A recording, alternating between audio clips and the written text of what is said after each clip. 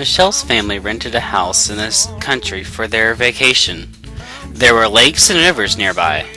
There were waterfalls and rope swings. There were caves to explore and cliffs to climb.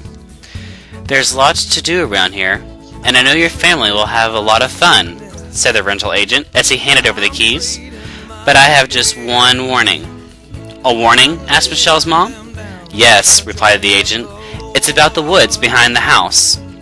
What about the woods? Asked Michelle's mom. Well, some say that the woods are haunted. Some say there's monsters out there. I really don't think that either of those things is true, but if I were you, I'd steer clear of those woods just to be on the safe side. Why? Asked Michelle's mom. Why would anyone think that those woods are haunted? Well, explained the agent, there's a rumor that about 100 years ago, someone walked into those woods and was never heard from again. Michelle's family quickly forgot about the warning as they settled into the house and began their summer fun. But Michelle, who was very adventurous, couldn't keep her mind off the woods. First of all, she didn't believe in ghosts or monsters, and she loved a good mystery.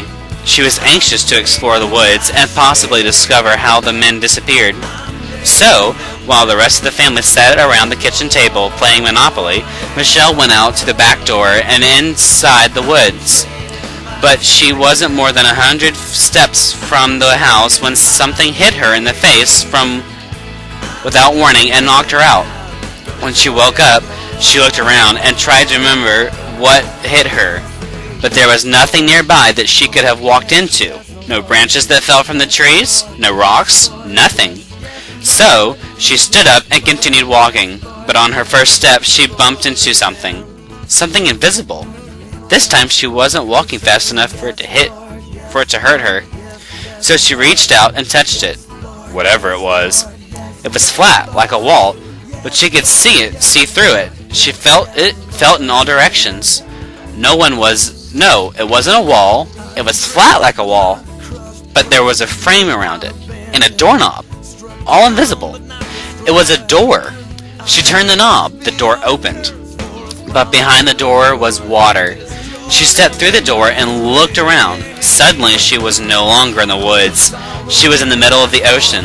She could tell by the wind in her hair and the spray in the air that she was moving. She was on the deck of a small motorboat.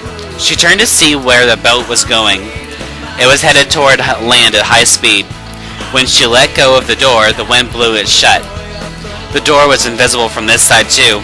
She reached out to touch it just to make sure it was still there. She made note of where the door was so she could go back home after her adventure on the fast-moving boat. But who was driving the boat? She looked at the steering wheel. No one was there. Michelle was alone on a boat that was speeding towards shore. It was then that she noticed what was on shore. There was large gas tanks on the shore, and the boat she was moving on was headed right for the tanks. Michelle stepped toward the steering wheel to see if she could turn it to keep the boat from crashing into these big gas tanks. But the steering wheel was tied with 2 ropes to both sides of the boat. There was no way to turn the steering wheel unless she could untie the ropes. So she looked around for a way to turn off the engine, but someone had broken off the key in the keyhole. Michelle said to herself, someone wants this boat to crash into those big gas tanks. So she looked around for some other way to stop the boat from crashing. That's when she noticed a pile of something in the back of the boat covered by a piece of canvas. When she lifted the cloth, she gasped, "It's a bomb!" Indeed, there were about 100 sticks of dynamite with wires running to what looked like a microwave oven timer. The timer was counting down from 30 seconds. Michelle had a boat that was about to crash and a bomb would explode in 30 seconds. She looked around for tools she could use to stop the boat and turn off the bomb, but all she could find was a pocket knife and a pair of scissors.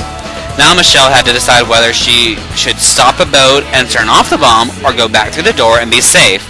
She decided to stop the boat and turn off the bomb. A few minutes later, Michelle walked out of the woods and into the house just in time to watch the evening news on television.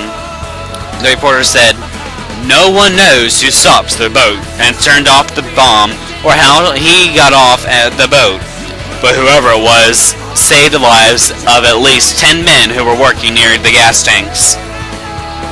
Can you tell how Michelle stopped the boat and turned off the bomb? Here's how she actually did it. She pulled out the biggest blade of the pocket knife and cut the ropes holding the steering wheel. Then she turned the steering wheel and steered the boat away from the shore and away from the gas tanks. After she knew the boat wouldn't crash, she used the scissors to cut the wires between the timer and the bomb. With the wire cut, the bomb couldn't explode. Then, to keep the boat from going miles out to sea, she stuck the point of the pocket knife into the keyhole beside the broken key.